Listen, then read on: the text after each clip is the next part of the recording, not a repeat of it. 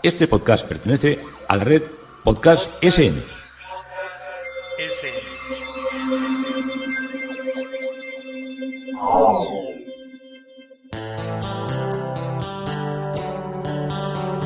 Historia con sentido. Un podcast realizado y presentado por Juan Carlos González.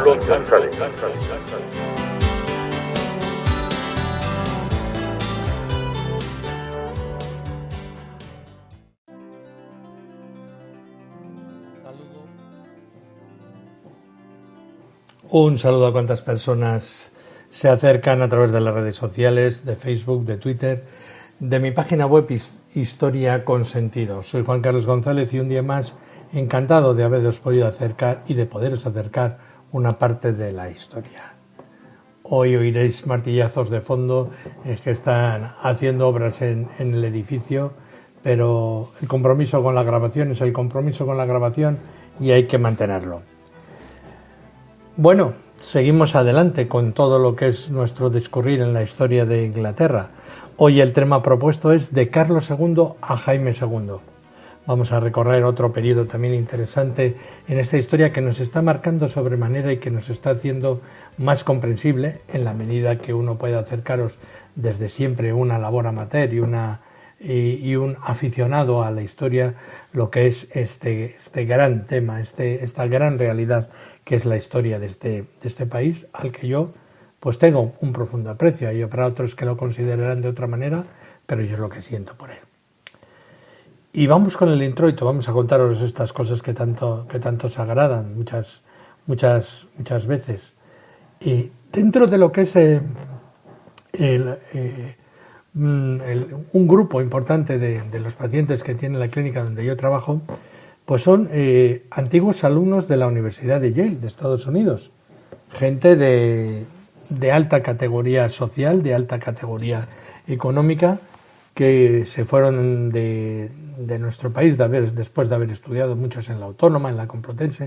Me estoy refiriendo a conocidos de la capital de Madrid, de la capital madrileña. Y muchos de ellos se casaron entre ellos cuando fueron o se ennoviaron cuando fueron a la Universidad de Yale a estudiar, pues eran pues chicos y chicas que formaron un grupo grande de los antiguos de colegas que estaban haciendo sus carreras. Claro, pasaba que pues seguro que hubo chicos y chicas de aquí de nuestro país que fueron allí y conocieron a sus novios de los Estados Unidos y allí se quedaron, pero otros volvieron y muchos volvieron emparejados, que es lo que circunstancialmente a mí me pasa. Son muy buena gente, tienen una gran cultura y hablan muy bien siempre de su universidad y de sus profesores y de todo lo que aprendieron allí, de cómo, claro, todos vinieron dominando el inglés de una manera muy clara y muy perfecta.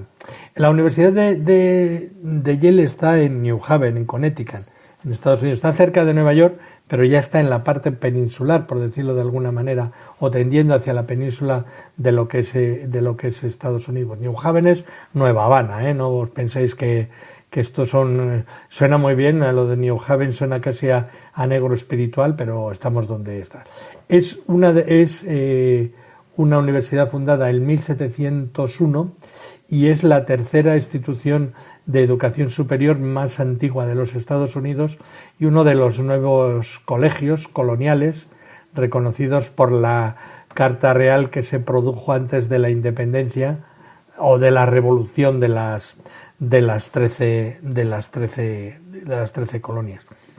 Tiene, aunque fue una universidad que tenía una gran importancia del mundo teológico, ahora es una gran universidad que está abierta a todas las carreras y a todo lo que son. Tiene, para que os hagáis una idea, un claustro aproximado de 4.400 profesores, o sea que estamos hablando de que ahí se dan todo tipo de titulaciones.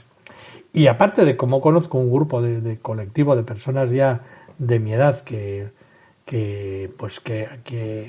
aprendieron allí, también tengo un grupo de amigos jóvenes que son recién licenciados en la Universidad de Yale y que pues tengo muy buena relación con ellos. No voy a hablar de las circunstancias por las que me ha llegado esa realidad porque no aportan gran cosa a la historia y también a mí me gusta mantener mi privacidad.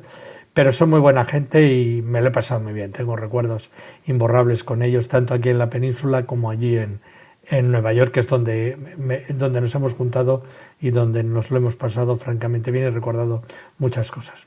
Bueno, pues una vez de las veces que vinieron un grupo de la Universidad de Yale aquí a Madrid, pues me pidieron una colaboración.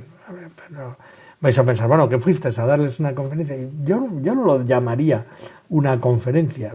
Me pasó una cosa, como os voy a contar, simpaticísima.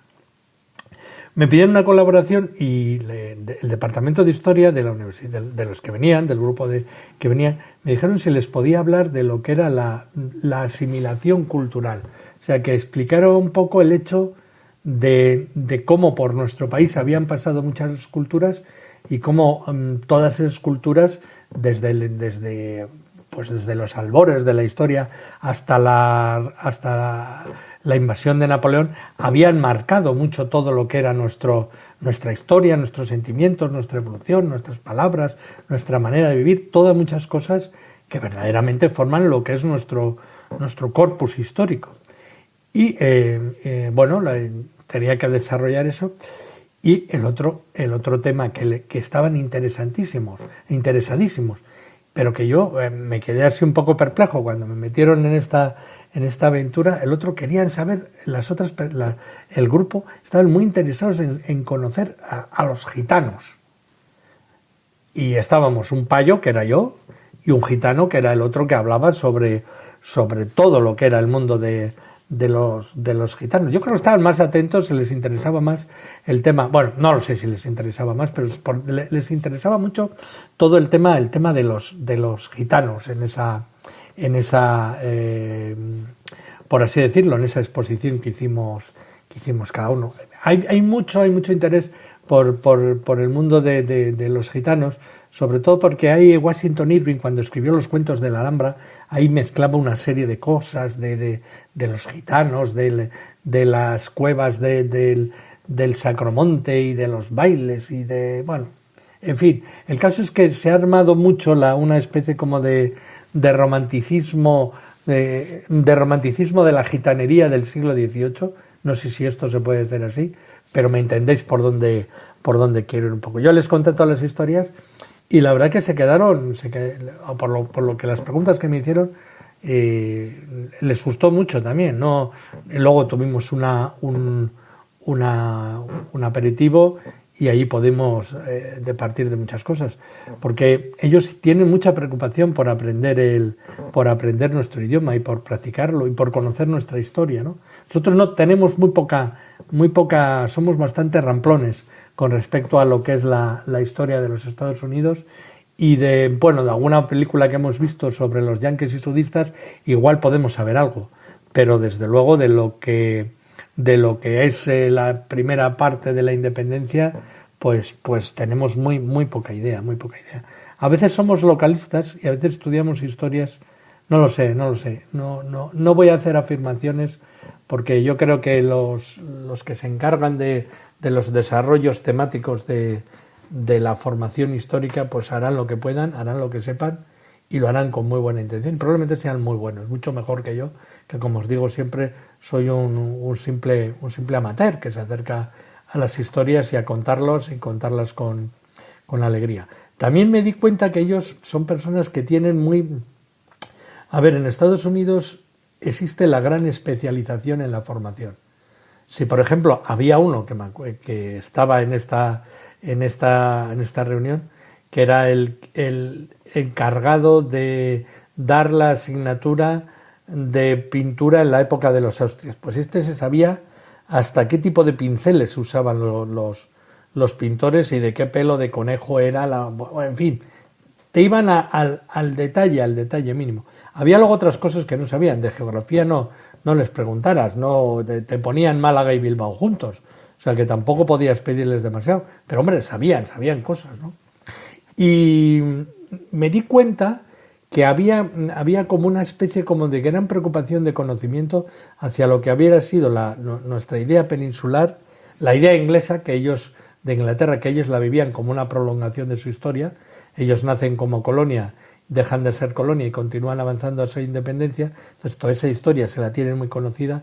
Y luego siempre les preocupaba mucho, sobre todo desde los valores históricos y desde los valores artísticos, Francia e Italia. Es difícil encontrarse un universitario que no se haya recorrido estos 4 países cuando ha terminado su formación. Y bueno, igual no se ha enterado de todo, como igual nosotros nos podemos enterar de algunos detalles, pero saben más de lo que nos pensamos. Saben más de lo que nos pensamos de lo concreto. No saben más de todo lo que son las globalizaciones, porque igual a alguno le dices Honduras y te dice que Honduras está debajo de Badajoz. O sea que tampoco... Pero bueno, que bastante sepan, porque a nosotros nos quitas 5 ciudades grandes de los Estados Unidos y no sabemos nada. Nada de nada de nada. Igual alguno sabe, ¿no? Pero es difícil que también lo conozcamos. Y por eso siempre está en mí la preocupación de descifrar, o igual la palabra no es descifrar, sino de intentar comprender un poco más lo que es la historia de Inglaterra para poder fijar en esos hechos históricos que siempre los juzgo desde mi subjetividad, desde lo que leo yo que puede ser interesante y hago un acopio para vosotros. Probablemente en la historia hay miles de formas distintas de poderla contemplar, de poderla apreciar y de poderla valorar. Pero bueno, yo la hago como creo que a mí me gustaría que me la explicaran. Eso es un poco lo que yo os quiero llegar a entender, porque a veces me sacudan. No os penséis que el tema de los podcasts es fácil, que aquí también le gusta a la gente zurrar la badana, como decimos aquí, que les gusta dar palos cuando piensan que no está siendo puro y prístino. Pero bueno, en fin, eso es otro tema. Yo lo hago con toda la ilusión y os cuento la historia de Inglaterra como creo que se puede entender un poco y como yo me gustaría que me lo hubieran dado a conocer, que ya en mi senectud es cuando la estoy aprendiendo. Bueno, nos habíamos quedado en el complot papista. El pensamiento anticatólico unió los elementos dispares del protestantismo inglés. Los anglicanos persiguieron enérgicamente a las sectas protestantes, especialmente a los cuáqueros y a los bautistas, que fueron encarcelados por miles cada vez que el gobierno afirmaba haber descubierto un complot. John Bunyan, autor de Pilgrim's Progress, una obra de 1678, se convirtió en una de las obras más populares en el idioma inglés. Fue una historia que narra todos estos acontecimientos, compuesta por este autor en la cárcel. Sin embargo, los disidentes, aunque estaban perseguidos, pues yo creo que en la persecución se sustentaban y continuaron haciendo y convirtiendo a pueblos y a ciudades, y en gran parte se enfrentaban a todo lo que era un libertinaje desenfrenado, ¿no? El rey, por ejemplo, tenía 17 hijos bastardos, pero no había producido un solo heredero legítimo. Entonces, claro, todo esto era andar por ahí, señoras, una señora por aquí, otra que se preñaba. Entonces, eso al final trascendía, porque había uno que tenía un guarda que luego el soldado era amigo de un paje, y todo eso salía fuera a la Comedia de Londres. No penséis que nosotros solo somos un pueblo chismoso, pues también en todos estos sitios se comentaba todo lo que pasaba. Y además siempre estaba el temor a un renacimiento católico, sobre todo a finales de la década de 1670, que no lo tenemos que entender como un delirio paranoico, ¿no? Porque la alianza con la Francia católica y todas esas ideas que hemos oído de que el rey se iba a convertir, de que el duque de York, que era el heredero al trono, también ya se había convertido, decían, bueno, a ver si nos van a meter aquí el catolicismo de una manera radical, como nos metió la María de Tudor en aquella época que fue tan aciaga y tan sangrienta para la historia de Inglaterra. Ni siquiera la política del nuevo primer ministro y jefe de de las decisiones del rey Carlos, que fue Tomás Osborne, el conde de Bandy, podrían detener a las olas de sospechas que había de que los romanos pudieran, los católicos romanos pudieran hacerse otra vez con el poder.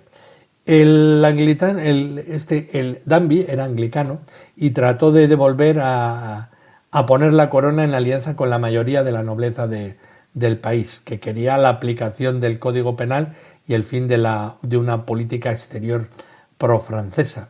Y arregló el matrimonio de la hija mayor del hermano de Carlos, María, más tarde María II, con Guillermo de Orange, más tarde Guillermo III.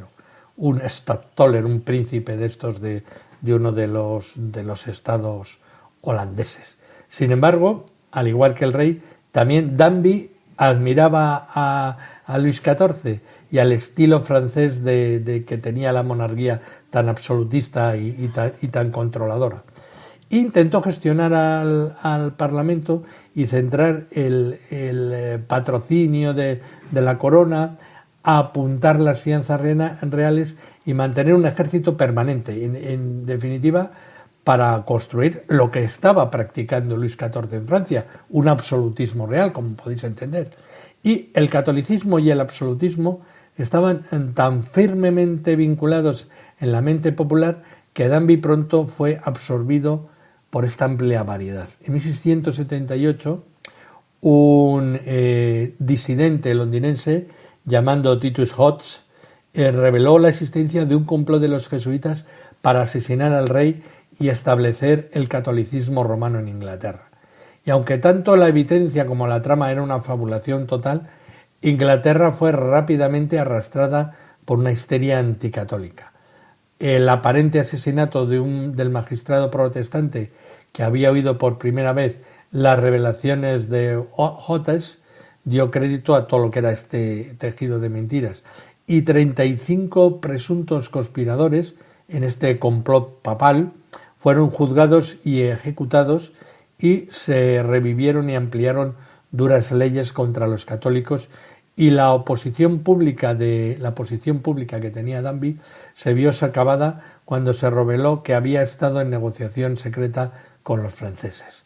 Y el Parlamento votó su impeachment, que ahora es una palabra su reprobación, una palabra ahora tan de moda con todo lo que nos ha pasado en los últimos meses en el Congreso de los Estados Unidos, con ese presidente tan caprichoso, por no decirlo de alguna manera.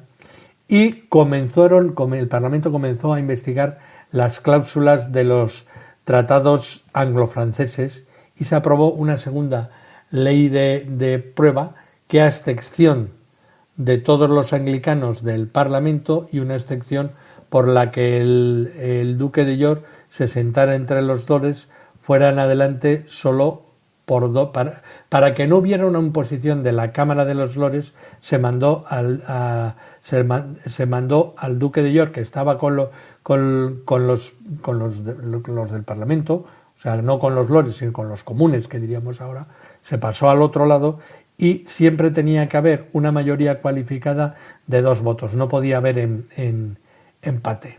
Entonces Carlos II, al ver que se estaban enfrentando con lo que él creía que era su autoridad, disolvió el Parlamento, que era el Parlamento Cavalier, que le llamaban. La histeria masiva que resultó de esta conspiración papal, o popish, que la llaman ellos, también tuvo sus efectos en los gobernadores del país. Y cuando el Parlamento se reunió en 1679, se presentó un proyecto de ley para excluir al duque de York del trono. Esto sumió a Gran Bretaña en una crisis política más grave desde la Revolución. La rebelión en Escocia adquirió el uso de una fuerza brutal para restaurar el orden. Pero, a diferencia de su padre, Carlos II reaccionó con calma y con decisión. Primero nombró a los principales excluyentes, incluido el conde Sotefuri, el conde Halifax y el conde de Essex, en su gobierno. Y luego ofreció un plan para salvaguardar la Iglesia católica la Iglesia anglicana durante el reinado de su hermano, que era ya católica. Pero cuando los comunes aprobaron el proyecto de la ley de exclusión, Carlos disolvió otra vez el Parlamento y convocó nuevas elecciones. Esto no cambió el estado de ánimo del país, ya que el segundo Parlamento de la exclusión, en 1679, los comunes también votaron a favor del duque de York, y cuando votaban a favor del duque de York estaban votando en favor de su hija María y de Guillermo de Orange, puesto que estos eran rechazados por los lores. Ya veis qué situación se estaba dando. Los lores estaban a favor del rey y no querían querían que el rey eligiera sus herederos, que podía haber sido alguien que no hubieran sido ellos. Pero los del Parlamento dijeron: mejor que venga la hija del duque de York, María, que está casada con Guillermo de Orange, que es protestante puro, para que así no entre el humo del incienso católico dentro de lo que es la corte londinense. Esto es un poco ampuloso lo que os estoy diciendo. Pero una vez más el Parlamento fue disuelto, de nuevo el rey apeló al país y de nuevo un Parlamento inflexible se reunió en Oxford en el año 1681. Pero ahora el rey había mostrado ya su determinación y había usado a las élites locales, haciéndoles creer que había peligro de otra guerra civil. También tuvo la ventaja de elevar los ingresos fiscales, ya que Gran Bretaña se benefició del fin de las guerras europeas de 1678 y 1679. Y el Parlamento de Oxford fue disuelto en una semana y fueron despedidos todos lo que eran los concejales o los parlamentarios a sus lugares, y el rey pidió ayuda directamente al país, que era una especie como de proclama que decía: que el país me ayude, que ya haré yo lo que quiera. El rey también apeló a su primo, a Luis XIV, que temía la exclusión tanto como Carlos por diferentes razones. Luis proporcionó una gran subvención anual para aumentar los ya abundantes ingresos de Carlos, que habían crecido con el comercio inglés, y Luis de Francia también lo animó a atacar a los que se oponían de él. Un intento de procesar al conde de Shrewsbury fue frustrado solo porque el gran jurado de los comunes se negó a devolver la acusación, pero el conde se vio obligado a exiliarse en Holanda, donde murió en 1683. El rey atacó a continuación al gobierno de Londres, reorganizando las instituciones para que los Tories, como se llamaban ahora sus partidarios, tuvieran el poder, creando procedimientos contra los estatutos de muchas corporaciones urbanas, forzando las entregas y reincorporaciones que dieron a la corona la capacidad de reemplazar a los gobernadores locales que él consideraba que le eran desleales. En 1683 los informantes del gobierno nombraron al conde de Exeter, Lord William Russell y Algernon Sidney como conspiradores en Rye House Plot, un plan para asesinar al rey. Aunque la evidencia era endeble, estos dos nobles fueron ejecutados y el tercero, el conde de Essex, se suicidó. Y apenas hubo murmullo de protesta cuando Carlos II ya no convocó al Parlamento en el año 1684, como estaba obligado a hacer por la ley trienal. Ahora era plenamente amo del Estado, financieramente independiente del Parlamento y políticamente seguro, con fieles funcionarios tories que predominaban ya en el gobierno local y nacional. Pero murió en 1685 en lo que era el poder. La genética siempre pasa factura y se lleva a quien quiere quedarse.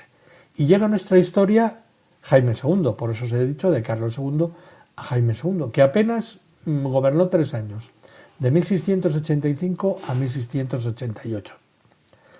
A diferencia de su hermano, Jaime II no disimulaba en aras de la política. Se ocupaba claramente de amigos y enemigos por igual. Jaime, no deseaba establecer el catolicismo o el absolutismo y ofreció lo que parecía garantías irrefutables para que la preservación de la Iglesia anglicana se mantuviera. James Jaime llegó al trono en medio de las declaraciones de lealtad de la élite gobernante. Y el Parlamento de 1685 fue un parlamento realista, partidario del rey, otorgando al rey ingresos aduaneros de por vida, así como ayuda militar de emergencia para reprimir la rebelión de Monmouth en 1685. ¿Quién es este Monmouth? Jack Scott, duque de Monmouth, hijo ilegítimo de Carlos II, fue la elección personal de Shaftesbury para el trono si la exclusión hubiera tenido éxito, si no hubieran querido que Jaime, como era católico, gobernara. Monmouth reclutó comerciantes y granjeros mientras marchaba por el país occidental en el camino a la derrota en la batalla de Sèvres. La rebelión fue un fracaso, ya que la nobleza local se negó a sancionar la guerra civil.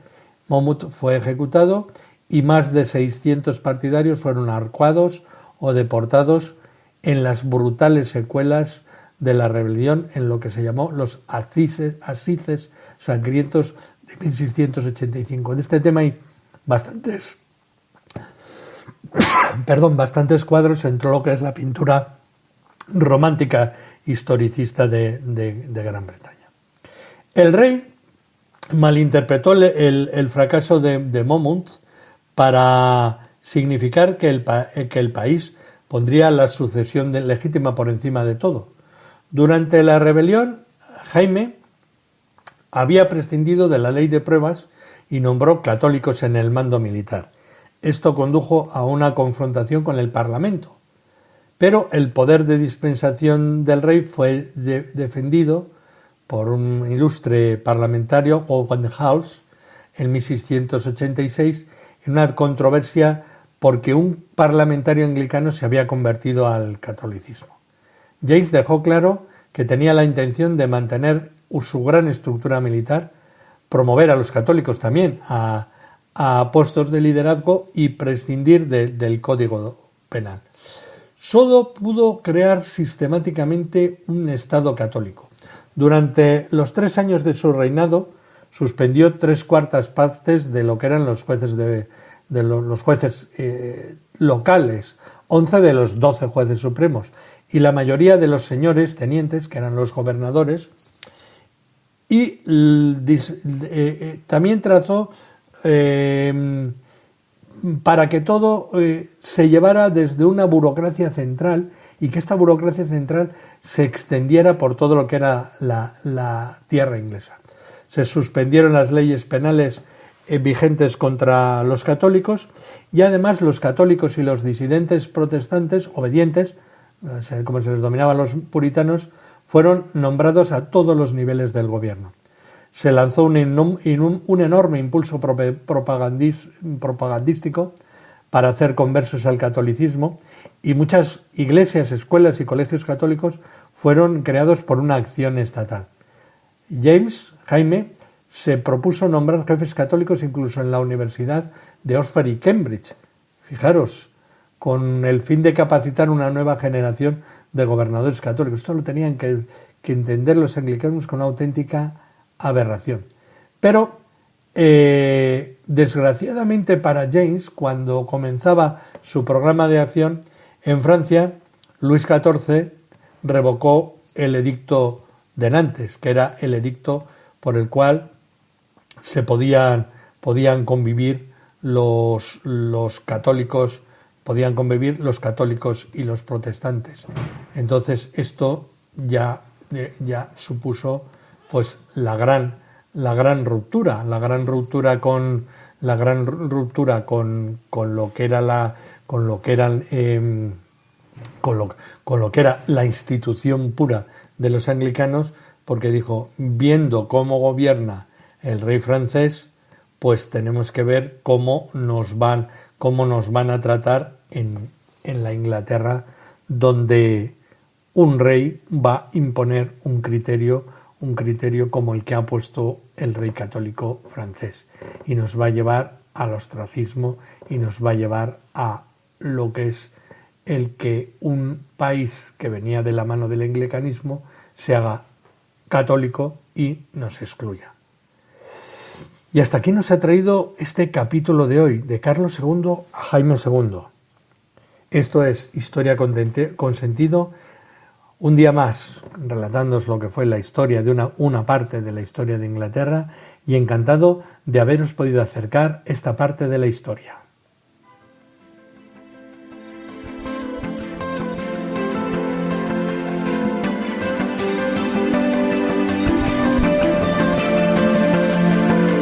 Hasta aquí un episodio más de Historia con Sentido.